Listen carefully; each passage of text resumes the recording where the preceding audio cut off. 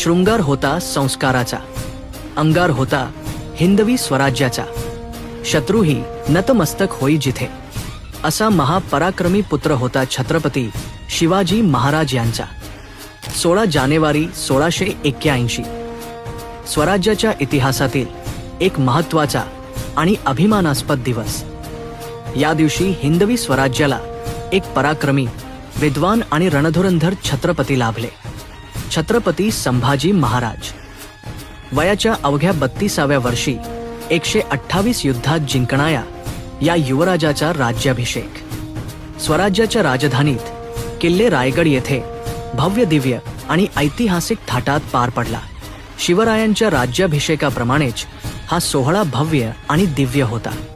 संपूर्ण गडावर उत्सव, विधी, कार्यक्रम झाले आणि स्वराज्याच्या भविष्यासाठी छत्रपती संभाजी महाराजांनी शपथ घेतली.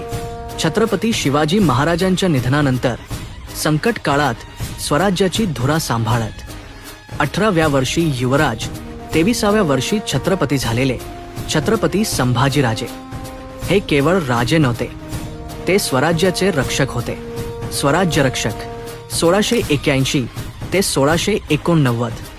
सलग 8 वर्षे स्वराज्यासाठी बुद्धी आणि शौर्य अर्पण करणारे छत्रपती संभाजी महाराजांचा राज्याभिषेक दिन शौर्य आणि पराक्रमाचा दिवस आहे.